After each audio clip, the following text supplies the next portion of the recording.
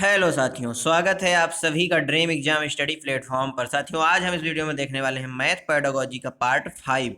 साथियों, ये पुराने प्रश्नों पर आधारित 30 महत्वपूर्ण प्रश्न है। साथियों, ये मॉक टेस्ट नंबर 5 होने वाला है। आप सभी जानते हैं आज दिनांक 24/12/2022 है। तो साथियों, वीडियो को शुरू करने से पहले आपसे एक निवेदन है कि यदि आप हमारे चैनल ड्रीम एग्जाम स्टडी पर नए हैं तो चैनल को लीजिए सब्सक्राइब और साथ में बनी बेल आइकन जरूर दबा लीजिए, ताकि जब भी हम अगला वीडियो अपलोड करें आप तक नोटिफिकेशन सबसे पहले पहुंच जाए। चलिए साथियों, वीडियो को शुरू करते हैं।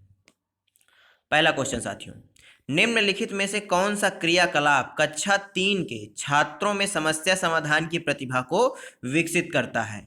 क्या साथियों, ऐसा कौन सा क्रियाकलाप है जो कक्षा 3 के छात्रों में समस्या समाधान की प्रतिभा को विकसित करता है? पहला ऑप्शन साथियों, एक वर्ग पहेली जिसमें सभी मूल शब्दों जैसे सम संख्या, विषम संख्या, भाज्य संख्या, अभाज्य संख्या आदि के लिए संकेत दिए गए हों। एक क्रियाकलाप जिसमें विद्यार्थी समूहों में कार्य कर रहे हैं और 2 अंकों के गुणन के विभिन्न आयामों को खोज रहे हैं। संख्याओं और संक्रियाओं पर अंतः कक्षा प्रश्नोत्तरी का संचालन करना। क्या साथियों, संख्याओं और संक्रियाओं पर कक्षा के अंदर प्रश्नोत्तरी का संचालन करना। 4 आधारभूत संक्रियाओं पर आधारित समस्याओं को औपचारिक एल्गोरिदम यानी कलन विधि के उपयोग से सुलझाने पर कार्य पत्रिका देना। बताइए साथियों, इस क्वेश्चन का सही आंसर क्या हो जाएगा? साथियों, कक्षा 3 के छात्र में समस्या समाधान का कौशल विकसित करना है तो आप कौन सा क्रियाकलाप देंगे? तो साथियों, बच्चे को आप कौन सा क्रियाकलाप देंगे? एक क्रियाकलाप जिसमें विद्यार्थी समूहों में कार्य कर रहे हैं और 2 अंकों के गुणन के विभिन्न आयामों को खोज रहे हैं। यहाँ पर खोज की बात आई है, यानी ऑप्शन 20 क्वेश्चन का एकदम करेक्ट आंसर हो जाएगा। अगला क्वेश्चन साथियों, कौन सी 2 संख्याओं को विभाजित करने पर भागफल 4 होगा? इस प्रकार के प्रश्न परासंज्ञानात्मक कौशल को विकसित करते हैं, मुक्त सिरे वाले होने के कारण अपसारी चिंतन को बढ़ावा देते हैं, हतोत्साहित किया जाना चाहिए। इस प्रकार के प्रश्नों को हतोत्साहित किया जाना चाहिए क्योंकि यह अनेक उत्तर प्रस्तुत करते हैं को प्राथमिक स्तर पर बच्चे हल नहीं कर सकते। बताइए, इस क्वेश्चन का सही आंसर क्या हो जाएगा? कौन सी 2 संख्याओं को विभाजित करने पर भागफल 4 होगा? इस प्रकार के प्रश्नों को क्या करना चाहिए साथियों? तो इस प्रकार के प्रश्न साथियों मुक्त सिरे वाले होने के कारण अपसारी चिंतन को बढ़ावा देते हैं, यानी ऑप्शन बी इस क्वेश्चन का राइट आंसर हो जाएगा। अगला क्वेश्चन साथियों, कक्षा में स्थानीय मान की संकल्पना को विकसित करने के लिए अध्यापक ने निम्नलिखित पहेली का उपयोग किया।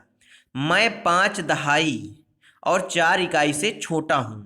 इस पहेली का क्या उद्देश्य है? योगात्मक मूल्यांकन करना, कक्षा की एक रस्ता को भंग करना, स्थानीय मान पर बंद सिरे वाले प्रश्न पूछना, आधार 10 यानी साथियों जिसको बेस बोला जाता है, आधार को बेस 10 और स्थानीय मान की संकल्पना को प्रबलित करना। बताइए, इस क्वेश्चन का सही आंसर क्या हो जाएगा? मैं 5 दहाई और 4 इकाई से छोटा हूं, इस पहेली का उद्देश्य क्या हो सकता है? साथियों, इस पहेली का क्या उद्देश्य होगा? आधार 10 और स्थानीय मान की संकल्पना को क्या करना? प्रबलित करना इस पहेली का उद्देश्य होगा, यानी ऑप्शन डी एकदम राइट आंसर हो जाएगा। अगला क्वेश्चन साथियों, राष्ट्रीय पाठ्यचर्या रूपरेखा 2005 के अनुसार निम्नलिखित में से कौन सा गणित की कक्षा के दृष्टिकोण को निरूपित करता है? साथियों, एनसीईएफ 2005 यानी नेशनल करिकुलम फ्रेमवर्क 2005 के अनुसार कौन सा गणित की कक्षा के दृष्टिकोण को निरूपित करता है? छात्र सूत्रों को स्मरण कर रहे हैं, कक्षा में शिक्षक केवल एक वर्णनकर्ता के रूप में है। क्या साथियों, कक्षा में जो शिक्षक है वह केवल एक वर्णनकर्ता के रूप में है। छात्र पाठ्य पुस्तक में हल किए हुए उदाहरणों की नकल कर रहे हैं। छात्र कक्षा में अर्थपूर्ण प्रश्नों को प्रस्तुत एवं हल कर रहे हैं। बताइए, इस क्वेश्चन का सही आंसर क्या हो जाएगा साथियों? जो हमारी एनसीईएफ 2005 है उसकी रूपरेखा के अनुसार निम्नलिखित में से कौन सा है जो गणित की कक्षा में दृष्टिकोण को निरूपित करता है, गणित की कक्षा के दृष्टिकोण को?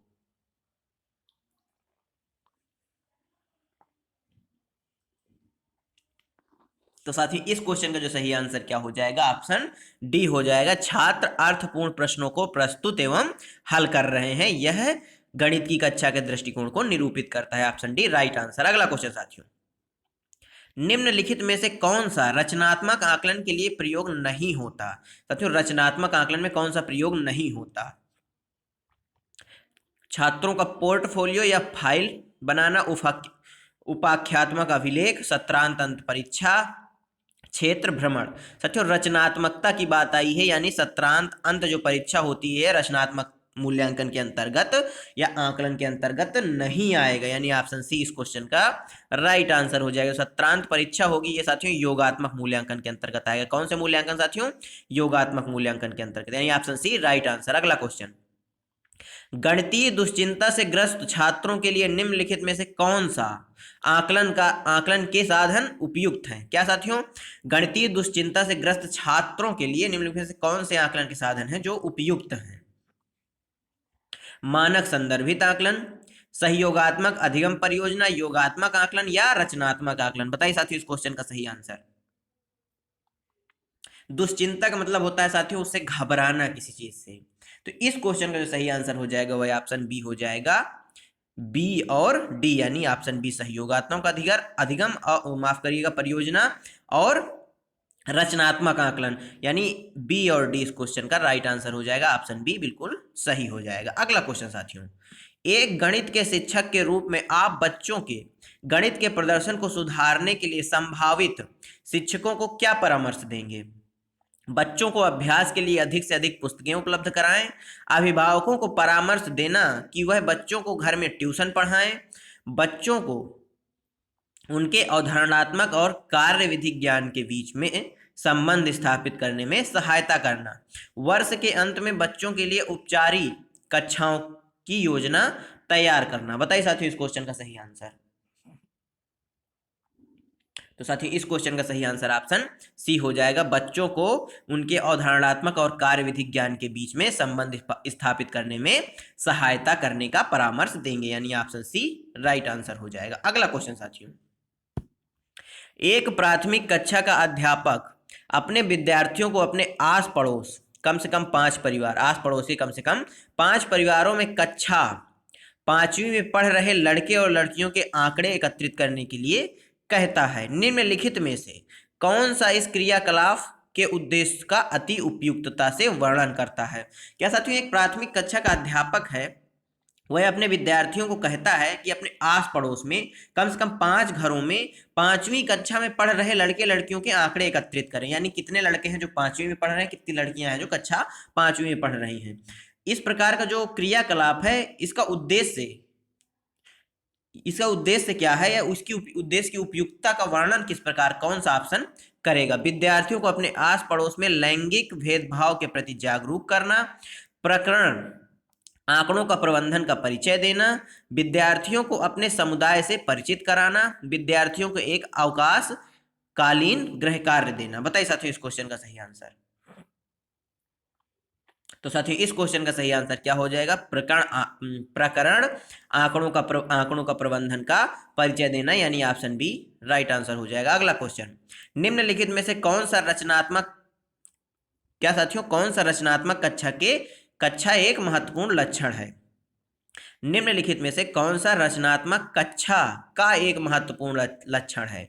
छात्र हल किए हुए उदाहरणों के आधार पर पाठ्य पुस्तक में दिए गए प्रश्नों को हल कर रहे हैं, शिक्षक छात्रों को एक गतिविधि क्रियाकलाप करने का निर्देश दे रहे हैं और छात्र शिक्षक द्वारा समझाई गई कार्यविधि को दोहरा रहे हैं, छात्रों को उन्हें ही दी गई विभिन्न वस्तुओं को उनके गुणों जैसे रंग आकार, आकृति, भार आदि के अनुसार छांटने के लिए कहा गया है, छात्र श्यामपट्ट या ब्लैक बोर्ड पर हल किए प्रश्नों को अपने कॉपी में उतार रहे हैं। बताइए साथियों रचनात्मक कक्षा का एक महत्वपूर्ण लक्षण क्या हो सकता है? तो साथियों जो रचनात्मक कक्षा का है वो महत्वपूर्ण लक्षण क्या हो जाएगा? ऑप्शन सी हो जाएगा, छात्रों को उन्हें दी गई विभिन्न वस्तुओं को उनके गुणों जैसे रंग, आकृति, आकार, भार आदि के अनुसार छांटने के लिए कहा जाए, यानी ऑप्शन सी इस क्वेश्चन का राइट आंसर हो जाएगा। अगला क्वेश्चन साथियों, जब 6050 को अंकों में लिखने के लिए कहा गया तो एक छात्र ने 650 लिख दिया। निम्नलिखित कथनों में से कौन सा दिए गए संदर्भ में अति उपयुक्त कथन है? छात्रों को 10 समान प्रकार के प्रश्न हल करने के लिए दिए जाने चाहिए, बेस 10 यानी आधार 10 एवं स्थानीय मान की संकल्पना को मूर्त सामग्रियों के उपयोग द्वारा सुदृढ़ करना चाहिए। शिक्षक को सही उत्तर देना चाहिए और अगले प्रश्न पर बढ़ जाना चाहिए। यह अनजाने में की गई गलती है, अतः शिक्षक को ऐसी गलतियों पर समय बर्बाद नहीं करना चाहिए। बताइए साथियों, इस क्वेश्चन का सही आंसर क्या हो जाएगा?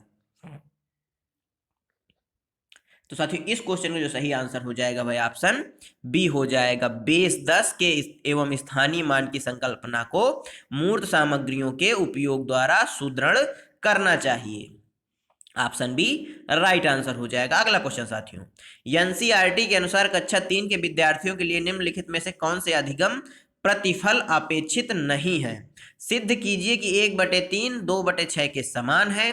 क्रम ADG डॉट डॉट में अगले अक्षर को पहचानिए। यदि एक बस में 40 बच्चे बैठ सकते हैं तो 3 बसों में कितने बच्चे बैठेंगे? दर्शाइए कि 2x3 3x2 के समान है। बताइए साथियों, इस क्वेश्चन का सही आंसर क्या हो जाएगा?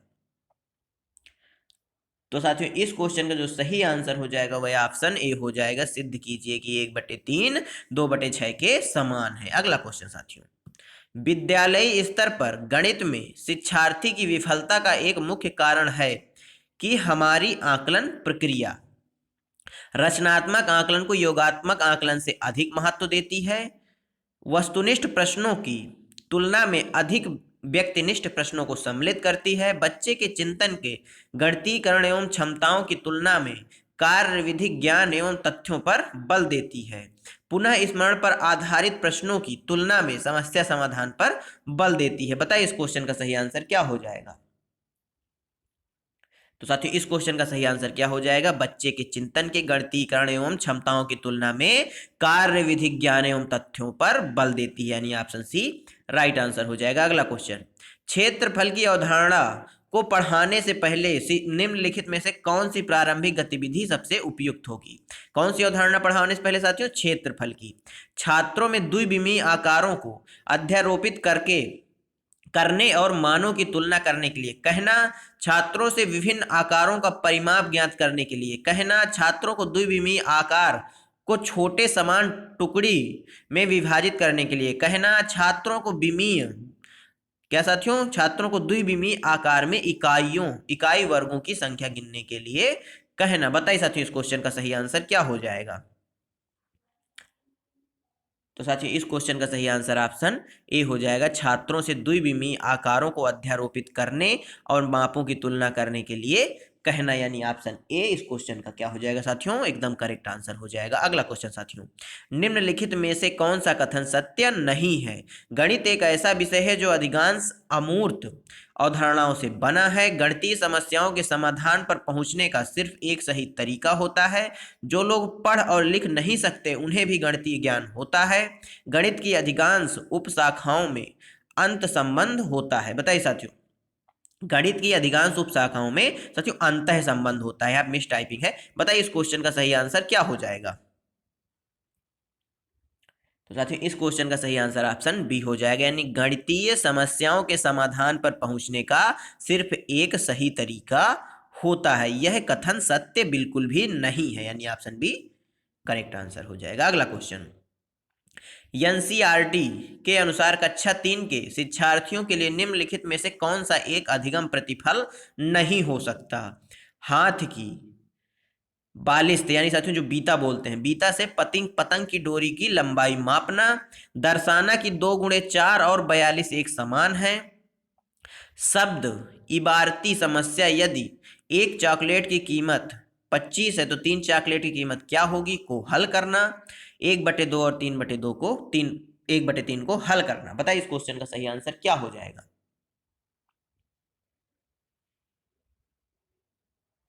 तो साथियों इस क्वेश्चन का जो सही आंसर हो जाएगा, जो अधिगम प्रतिफल नहीं हो सकता वह है 1/2 प्लस 1/3 को क्या करना?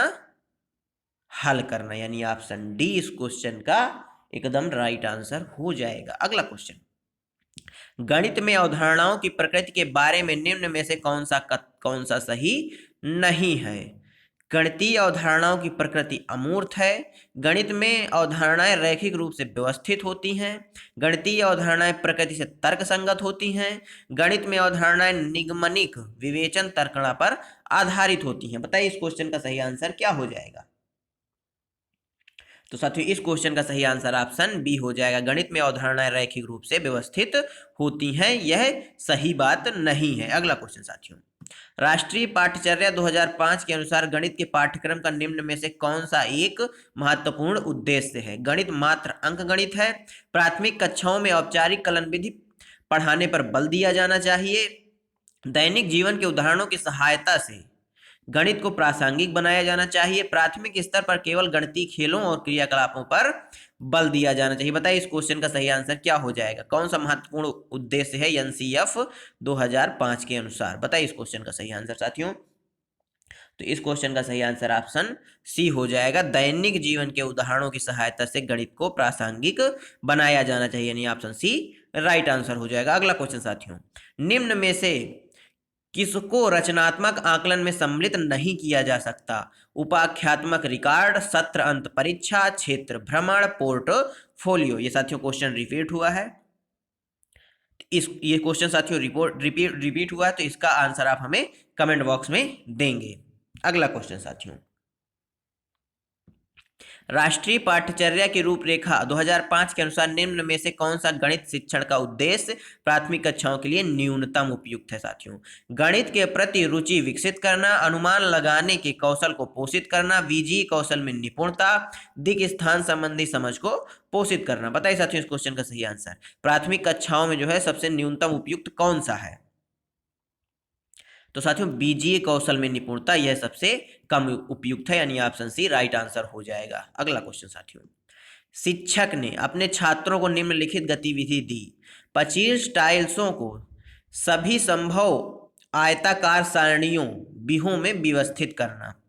इस गतिविधि द्वारा निम्नलिखित में से कौन सी गणितीय अवधारणा को संबंधित किया जा सकता है। आयतन या क्षेत्रफल, चौड़ाई, क्षेत्रफल गुणनखंड और परिमाप, नमूने और आयतन, क्षेत्रफल परिमाप और आयतन। साथियों शिक्षक ने अपने छात्रों को निम्नलिखित गतिविधि दी। क्या गतिविधि दी, उन्होंने कहा कि छात्र 25 टाइलों को सभी संभव आयताकार सारणियों यानी व्यूहों में व्यवस्थित करना है, आयताकार सारणी में। तो इस गतिविधि द्वारा कौन सी गणितीय अवधारणा को संबोधित किया जा सकता है, यह पूछा गया है इस क्वेश्चन में। तो साथियों इस क्वेश्चन का सही आंसर ऑप्शन बी हो जाएगा, क्षेत्रफल गुणनखंड और परिमाप। Option B right answer. अगला क्वेश्चन, सुश्री प्रिया ने विभाजन की संकल्पना समझाई। इस पर छात्रों का आकलन करने के लिए निम्नलिखित में से प्रामाणिक कार्य का सबसे अच्छा उदाहरण कौन सा है। 65 को 13 से विभाजित करने पर भागफल क्या होगा। एक संख्या को दूसरी संख्या से विभाजित करने का क्या अर्थ होता है, उदाहरण देते हुए समझाइए। आपकी कक्षा में उपस्थित 25 छात्र में 100 उपलब्ध क्या साथियों, आपकी कक्षा में उपस्थित 25 छात्र में 100 उपलब्ध ड्राइंग शीट समान रूप से वितरित करना। 25 छात्रों में जो 100 उपलब्ध हैं ड्राइंग शीट, उनको समान रूप से वितरित करना। अपनी कक्षा के लिए एक क्या करना साथियों, झंडा बनाएं जिसका 1/3 भाग नीला हो। बताइए साथियों इस क्वेश्चन का सही आंसर। विभाजन की संकल्पना को समझाई है, जिसके आकलन के लिए सबसे प्रामाणिक कार्य कौन सा होगा, उसका सबसे अच्छा उदाहरण कौन सा होगा। तो साथियों इस क्वेश्चन का सही आंसर क्या हो जाएगा, ऑप्शन सी हो जाएगा। आपकी कक्षा में उपस्थित 25 छात्र हैं और आपके पास 100 उपलब्ध ड्राइंग शीट है, तो समान रूप से इनको वितरित करिए। ऑप्शन सी राइट आंसर हो जाएगा। अगला क्वेश्चन, राष्ट्रीय पाठ्यचर्या की रूपरेखा के अनुसार निम्नलिखित में से कौन सा गणित के शिक्षण अधिगम को सुधारने, बेहतर बनाने के लिए दी गई सिफारिशों में से एक सिफारिश को निरूपित करता है। आकलन पद्धतियों को बदलना जिससे विद्यार्थियों के प्रक्रियात्मक ज्ञान के स्थान पर गणितीकरण योग्यता की परख हो। बताइए साथियों इस क्वेश्चन का सही आंसर क्या हो जाएगा। शिक्षकों को प्रशिक्षित करना ताकि वे विद्यार्थियों को गणित ओलंपियाड में बेहतर प्रदर्शन करने में सहायता कर सके। गणित पाठ्यपुस्तकों से अभ्यास करने के लिए प्रोत्साहित करना। गणित को लोकप्रिय करने के लिए ध्यान या फोकस जिसे बोलते हैं, युवाओं की रोजगार पाने की योग्यता को बढ़ाने पर स्थानांतरित करना। बताइए साथियों इस क्वेश्चन का सही आंसर क्या हो जाएगा।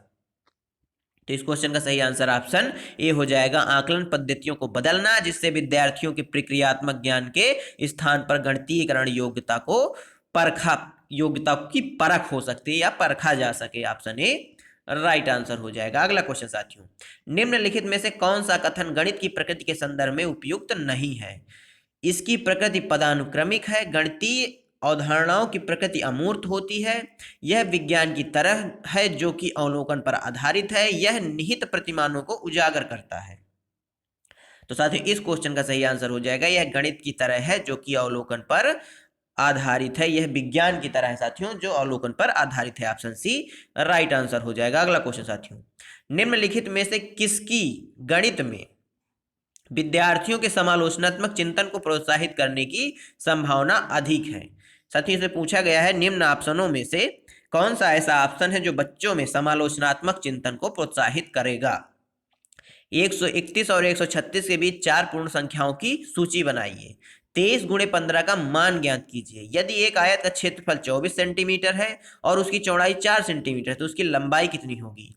24 सेंटीमीटर माप वाले आयत की लंबाई और चौड़ाई कितनी होगी? बताइए साथियों इस क्वेश्चन का सही आंसर क्या हो जाएगा? तो साथियों इस क्वेश्चन का सही आंसर हो जाएगा 24 सेंटीमीटर परिमाप वाले आयत की लंबाई तथा चौड़ाई ज्ञात कीजिए। ऑप्शन डी एकदम राइट आंसर हो जाएगा। अगला क्वेश्चन साथियों, राष्ट्रीय पाठ्यचर्या की रूपरेखा 2005 के अनुसार कौन सा आधार उत्कृष्ट गणितीय शिक्षा के दृष्टिकोण को प्रदर्शित करता है? उच्च गुणवत्तापूर्ण गणितीय शिक्षा वह है जिसमें कोई विद्यार्थी अनुत्तीर्ण ना हो।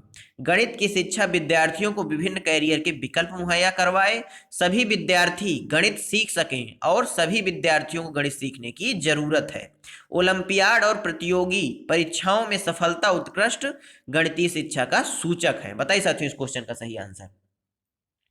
तो साथियों इस क्वेश्चन का सही आंसर ऑप्शन सी हो जाएगा, सभी विद्यार्थी गणित सीख सकें और सभी विद्यार्थियों को गणित सीखने की जरूरत है। ऑप्शन सी एकदम राइट आंसर हो जाएगा। अगला क्वेश्चन साथियों, एक छात्र को जब 6065 को संख्या के रूप में लिखने के लिए कहा गया तो उसने 665 लिख दिया। इस प्रकार की त्रुटि हुई क्योंकि छात्र को संख्याओं की समझ नहीं है, छात्र को गणन सूचक और क्रम सूचक संख्याओं का बोध नहीं है, यह एक संक्रियात्मक त्रुटि है। छात्र ने स्थानीय मान की अवधारणा को नहीं समझा। तो साथियों इस क्वेश्चन का सही आंसर क्या हो जाएगा? छात्र ने स्थानीय मान की अवधारणा को नहीं समझा, यानी ऑप्शन डी राइट आंसर हो जाएगा। अगला क्वेश्चन साथियों, राष्ट्रीय पाठ्यचर्या की रूपरेखा 2005 के अनुसार निम्नलिखित में से कौन सा गणित शिक्षण का उद्देश्य प्राथमिक कक्षाओं के लिए न्यूनतम उपयुक्त है? दिक् स्थान संबंध में वृद्धि करना, गणित के प्रति रुचि को पोषित करना, वास्तविक जीवन के अनुभवों को गणित से जोड़ना, विजीय चिंतन की कुशलता को विकसित करना। साथियों ऐसा ही क्वेश्चन पीछे मैं अभी करवा चुका हूं, इसको घुमा कर पूछा गया। यानी साथियों आप सभी देख रहे हैं मैंने 5 पार्ट अभी तक मैथ के करवाए हैं, मैथ पेडागोजी, इसमें एनसीएफ 2005 आपसे बहुत ज्यादा पूछा गया है, इस बार भी पूछा जाएगा। इस क्वेश्चन का सही आंसर क्या हो जाएगा? ऑप्शन डी हो जाएगा, बीजीय चिंतन की कुशलता को विकसित करना, यानी ऑप्शन डी राइट आंसर हो जाएगा। अगला क्वेश्चन साथियों, निम्नलिखित में से कौन सा गणित में सृजनात्मक चिंतन का एक मुख्य सूचक है? मानकीकृत तरीके से समस्या समाधान, प्रश्न को प्रस्तुत करना, अशुद्धि मुक्त परिकलन, सही सूत्रों को स्मरण करना। बताइए साथियों इस क्वेश्चन का सही आंसर क्या हो जाएगा? तो साथियों इस क्वेश्चन का जो सही आंसर हो जाएगा वह ऑप्शन बी हो जाएगा, प्रश्न को प्रस्तुत करना सृजनात्मक चिंतन का एक मुख्य सूचक है। Option B right answer. अगला क्वेश्चन साथियों, निम्न में से कौन सा गणित पढ़ाने के निगमनात्मक विधि का लक्षण नहीं है? यह विधि छात्रों और शिक्षकों दोनों का समय और शक्ति बचाती है, यह तथ्यों और सूत्रों को स्मरण करने पर बढ़ावा देती है, इस विधि में अधिगमकर्ता सामान्य से विशेष की ओर अग्रसर होता है, इस विधि में अधिगमकर्ता नियमों सूत्रों को खोजता है और उनका सामान्यीकरण करता है। तो साथियों इस क्वेश्चन का सही आंसर क्या हो जाएगा? इस क्वेश्चन का सही आंसर ऑप्शन डी हो जाएगा, इस विधि में अधिगमकर्ता नियमों सूत्रों को खोजता है और उनका सामान्यीकरण करता है, यह निगमनात्मक विधि का लक्षण नहीं है, यानी ऑप्शन डी राइट आंसर हो जाएगा। अगला क्वेश्चन साथियों, एक व्यवकलन प्रश्न 83-56, कुछ छात्रों ने इसका उत्तर 33 दिया। क्या दिया साथियों? 33। छात्रों द्वारा की गई इस अशुद्धि को संबोधित करने के अत्यधिक उपयुक्त रणनीति कौन सी नीति है? अभ्यास के लिए इसी प्रकार के प्रश्न दें, छात्रों को कहें कि वे समस्या को एक बार दोबारा हल करें और अपने उत्तर की जांच करें, उन्हें एक अंक वाली संख्या के उदाहरण दें और बाद में 2 अंकों वाली संख्या की ओर बढ़ें। संख्याओं के पुनर्समूहन या रीग्रुपिंग की समझ बनाने के लिए स्थानीय मान की अवधारणाओं पर पुनर्विचार करना। बताइए साथियों इस क्वेश्चन का सही आंसर कौन सी रणनीति है जो उपयुक्त होगी? तो साथियों संख्याओं के पुनर्समूहन या रीग्रुपिंग की समझ बनाने के लिए स्थानीय मान की अवधारणा पर पुनर्विचार करना, यह क्या होगा? एक उपयुक्त रणनीति होगी। अगला क्वेश्चन साथियों धन्यवाद आप सभी का हमारे साथ जुड़े रहने के लिए। साथियों आज के 30 क्वेश्चन आपको कैसे लगे हमें कमेंट बॉक्स में जरूर बताइएगा। 30 में से आपने कितने सही किए ये भी हमें कमेंट बॉक्स में बताइएगा। मिलते हैं साथियों आपसे अगले वीडियो में, तब तक के लिए जय हिंद, जय भारत। अपना और अपनों का ख्याल रखिए, सभी का सम्मान करिए।